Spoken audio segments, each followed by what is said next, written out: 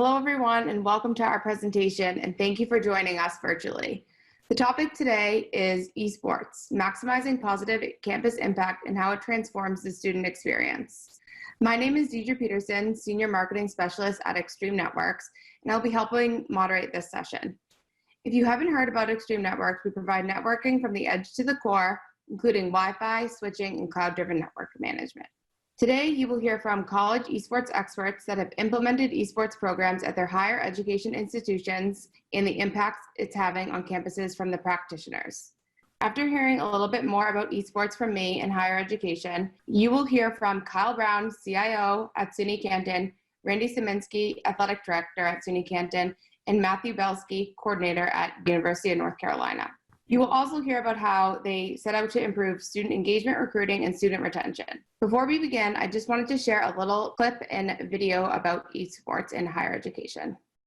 The thing about esports and its importance, it's what's happening. Every NBA team has an esports team. These players are getting $1 million salaries. Madison Square Garden, who's an Extreme customer, said they run over 350 events a year. The hottest ticket, believe it or not, at Madison Square Garden is an esports tournament.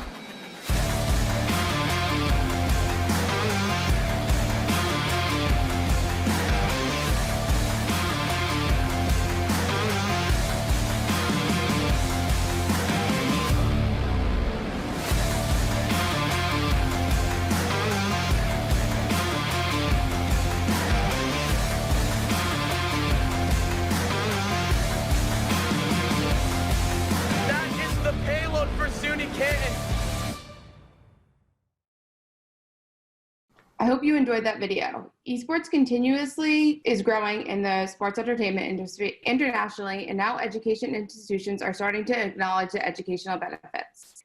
A recent survey we completed found that one of the main reasons schools are hesitant to implement esports is a lack of expertise around the infrastructure.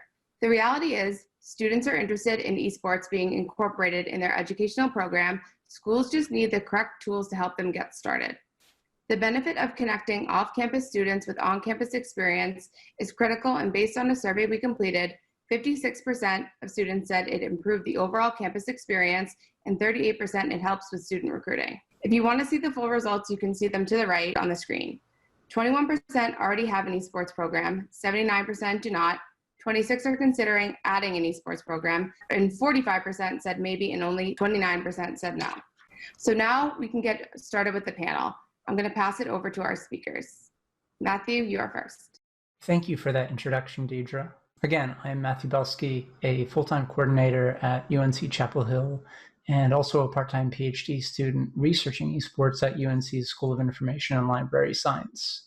Our story begins on March 21st, 2018, when I and a colleague, Michael Good, gave a presentation at UNC's Digital Innovation Lab on why esports needs to be more present in higher education. During this talk, we discussed the many positive impacts that a program can have for students at school, including degree programs and possibilities for socialization and participation, but then also some of the real issues that exist in esports, particularly around things like toxicity that would really benefit from being addressed by institutions of higher education. From that, we asked ourselves, well, why don't we have a program? We're an R1D1, and we really need to have a presence in this space. So with that, I sent an email off to Lee Hyde, our ResNet director, and we kicked off a roughly 2-year project to build support for our campus getting a gaming arena. Our timeline was to open the space about a week after students returned from spring break, and I think we know how the rest of that story goes.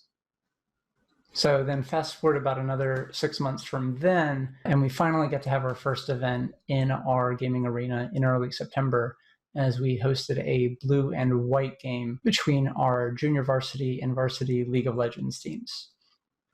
With Extreme Networks as our official network partner and Lenovo providing our computing hardware, we have a pretty impressive setup that you can see listed on this slide. Speaking as a gamer myself, I know that having a reliable network backbone that can provide local zero latency throughput really is the standard when it comes to playing in a competitive environment. One thing I do like to point out is that while vendors are necessary for provisioning the infrastructure you'll need for a complete esports program, it's also really important to not overlook the other things that they can really provide for you. First and foremost is they can help connect you to other schools. This is going to help you as you do your own strategy and planning around esports or building a space. And then it's also going to help you grow your esports network for when you will want to be finding other schools to compete against or scrimmage against.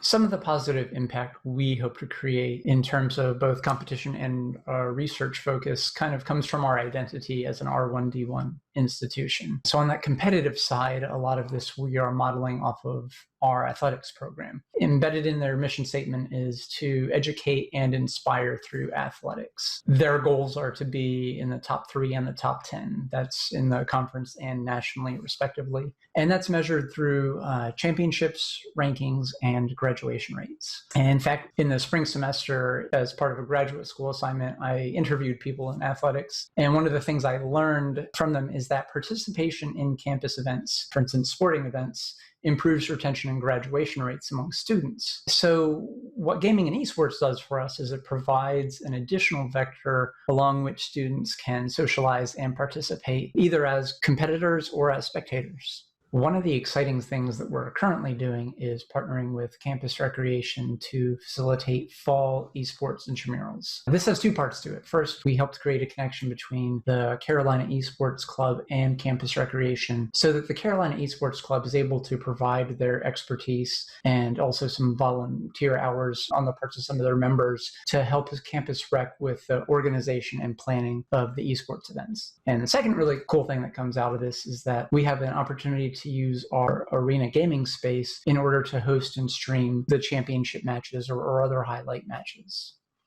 When we think about positive impact with respect to our research focus, this kind of goes back to what got us started on this in the first place. And I'll say it's particularly relevant to me as a PhD student focusing on esports. Right now, there's a relative lack of research on esports and issues surrounding esports compared to the number of people involved in it as spectators, as viewers. And if we want responsible research to fill that gap, then I really think it's going to be up to institutions of higher education to be leaders in that area. One thing that we are trying to do, and SUNY Canton is already doing, for instance, is we're looking to think about how we can use this, esports and gaming to think about degrees and credit hours that can both help prepare students for future careers, but then also provide revenue streams for the schools, colleges, and universities offering those credit hours.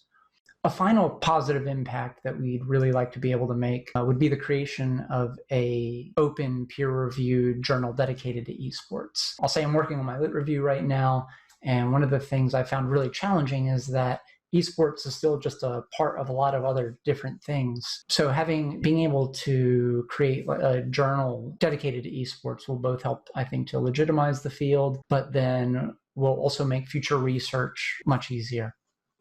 The other 2 areas of positive impact I'd like to talk about have to do with student life and diversity, equity, and inclusion. When it comes to student life, our Carolina Esports Club has over 900 members, making it the single largest club on campus. And when we see that kind of interest, I think it's really kind of up to us to help guide and support that. And the arena, I think, is a major way to do that. One of the key principles involved here is that this general effort is called Carolina Gaming. The idea behind that is that it promotes the idea that gaming is something that can be for anyone and everyone. Another thing that having a space helps us do is to give us windows into student playtime. Where gaming can be an addiction that negatively affects student outcomes and graduation rates, we really want to be able to position ourselves to be in a place so that we can help students learn to game responsibly. And by having that space, we have that venue where we can get data to help us learn about students' gaming habits, but also be a first line of defense, like a first way to teach them about gaming responsibly and to identify behaviors before they become problematic. The final area of positive impact has to do with diversity, equity, and inclusion. DEI has been a major theme of EDUCAUSE for a very long time now. And given that our eSports program is coming out of our Student Affairs and our Residence Hall Association, it was really built from the ground up with thinking about this aspect. Things that are important to us include programming with campus cultural groups. One group we're already in planning with is Carolina Males, and this is the group on campus that supports men of color at UNC. Another thing that was really important to us was that we be able to create this as a free space. I recognize this is a privilege that not everybody has, but for us, it was important that economic means never be a barrier to entry to this space. So with that, thank you very much for your time, and I will now hand you off to Randy and Kyle from SUNY Canton. Thank you, Matthew, and thank you, Deidra. I'm Randy Saminsky. I'm the athletic director at SUNY Canton, and I'll be presenting with Kyle Brown, who's an assistant vice president, also our chief information officer. At SUNY Canton, we started eSports just a couple of years ago, and it's just continued to grow and grow and grow for us. It's been very exciting. The original idea of why we would start an eSports kind of bubbled up from the success of our traditional athletics teams, and that student athletes had higher GPAs, their retention rates were better, and graduation rates were better. And so we said, how can we duplicate that? How can we bring that to more of our campus? And as we looked into it more and more, eSports just seemed to make so much sense for us in so many different ways. And we were very fortunate to get buy-in from not only our president, but our vice presidents as we look to move forward with eSports. A big part of it had to do with engaging our online students as well. About a third of our campus is online students who want to be able to offer them an athletic opportunity, and eSports enables us to do that. So we were really pleased to be able to bring that to all of our campus and not just those students who are living in Canton, New York. We also applied for a grant through the state and were able to get that, so funding for us was made a lot easier once we were able to obtain that grant and move forward in so many different ways. Yeah, as I mentioned, enrollment and retention strategy were a big part of this. We put some feelers out in regards to interest from our students on campus and online, and we had signups right away. We had 40 students within a day or two, and that just continued to grow and grow and grow. So we started with just 3 games a couple of years ago, and we've expanded up to 8 games and maybe even 10. And so we felt the importance of eSports right away and being able to offer that to our students in a way that we offer traditional athletics. So folks ask me, well, why do you do eSports? And aren't you concerned about students just sitting in front of the computer all day long? I guess my initial response to that is students are going to game. And so if we decide that they're going to game at our campus, which they're going to do whether we sanction it or not, can we offer some parameters around it? Can we offer them some academic guidance? Can we give them a competitive option? So as it continues to grow, we'll see eSports take on a look more and more similar to NCAA and traditional athletics as we move forward. But we wanted to be able to offer our eSports students the same things that we offer our traditional student athletes. And that includes opportunities with soft skills like leadership, sportsmanship, collaboration with other students, working through failures, all of those things, all of those reasons that we have traditional athletics. That's why we have eSports here at SUNY Canton. And then we can also monitor their academics. Here at SUNY Canton, if one of our student athletes, which includes eSports, if they're not turning in their assignments or they're failing tests, professors will send a message to us. We'll get that, and our coaches will talk to our students and student athletes. If they don't raise those grades or fix those issues, they can't compete on our eSports teams. And similar to our student athletes, that's a big incentive for our eSports students. And at SUNY Canton, this does go well with a lot of majors that we have. We have an eSports management major. We have a game design major. We have a graphic and multimedia design major. So all of those majors, eSports is proven to work well with STEM majors. STEM majors and eSports go hand in hand. We have we have eSports students from almost every major on campus, but a lot from engineering and some other majors that are very critical to a technology school like SUNY Canton.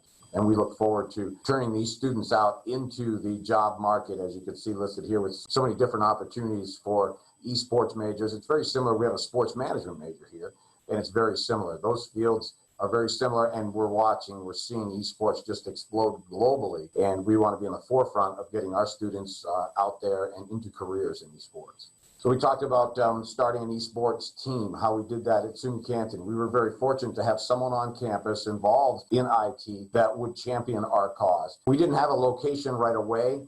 We eventually decided to dedicate a computer lab to a spot where our eSports students could gather and game, and then we grew eventually. It only took us 7 months. We had it at high speed, but we did manage to eventually build an arena for our eSports students based mostly on just demand. And students wanted it, and we responded to it, and we've continued to grow since.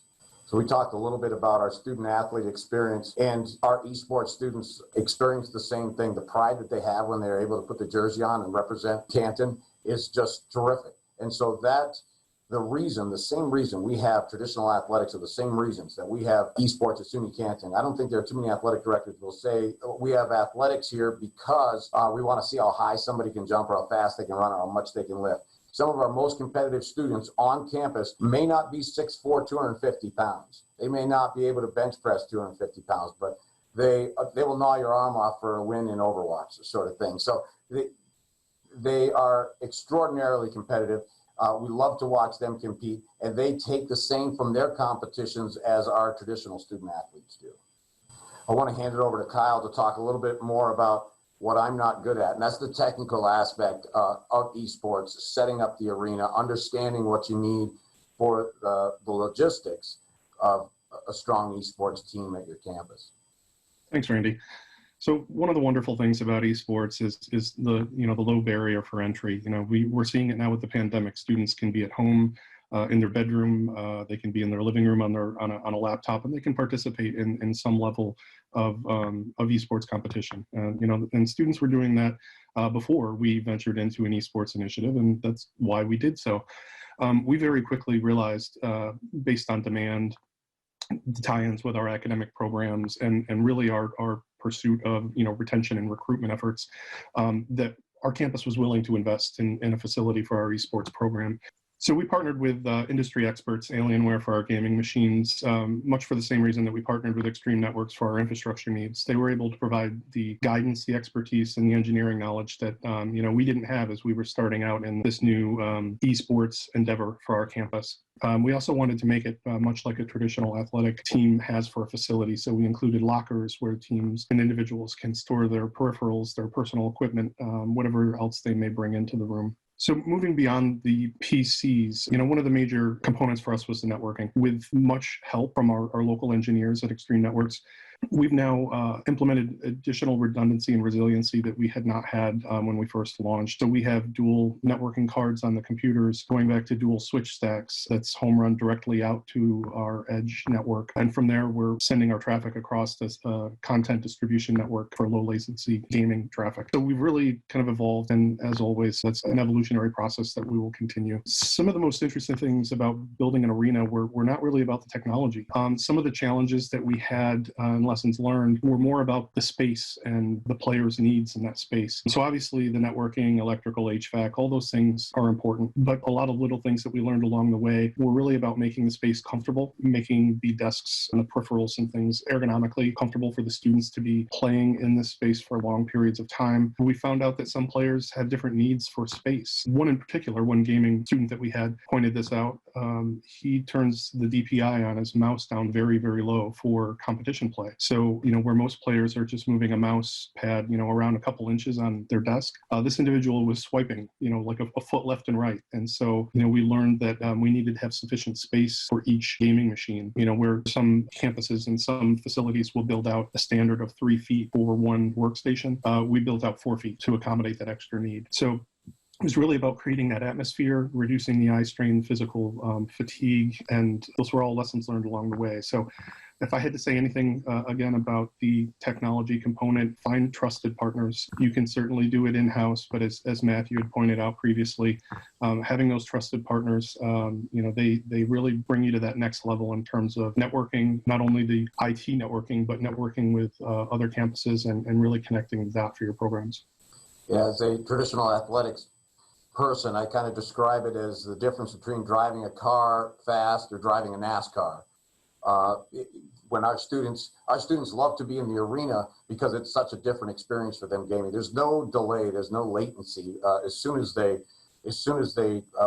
try to do something in their game, it happens instantaneously. So they love being in the arena much more than, say, gaming either in their room or at home. And that's the difference with some of the things that Kyle talked about in regards to the technology that we've been able to bring our students, whether it's the computers or extreme networking, that sort of thing. So as we look at next steps and some quick thoughts, as we look at moving forward with SUNY Canton eSports, we want to be able to add some more space for our students. We want to grow our online cohort. We also want to increase the number of women that we have in esports. We were very fortunate to have an all-women's Overwatch team here at SUNY Canton, but we want to continue to grow that, make sure they feel that it's a welcoming atmosphere. That's not always the case in esports, and I think colleges and universities really have to lead the way and make sure that we are engaging women and making sure that they feel welcome on our esports teams. We want to integrate esports even further into our campus life and meet the demands of our students that are so high. We had an event recently with our SUNY Canton esports team where we had 20,000 Twitch viewers. That's remarkable to us as a smaller school. So we're really proud of some big numbers, and it's not only great for our esports team members, but it's terrific marketing and a way for us to get that SUNY Canton name out there, because we're not going to be on NBC or CBS with a football team or a basketball team. Esports during a pandemic, this has been great for us. We've been able to engage. As we mentioned, we had a SUNY-wide esports tournament powered by Extreme Sports earlier this year. And so it's been terrific that we've been able to do things like that. And we just recently announced that we're going to have a SUNY-wide, all 64 universities and colleges across the SUNY system eligible to join a SUNY-wide conference. And I mentioned about top competitor on our campus. It's not necessarily that person who's 6'4", 250. It might be that person who's 5 foot, 105 pounds, and just an extraordinary competitor. Thank you guys for sharing your expertise on esports and giving us your time today. To just close, below is everyone's contact information. Thank you, EDUCAUSE, for everything. And please reach out to us if you have any questions below with these emails. And we hope to see you all next year.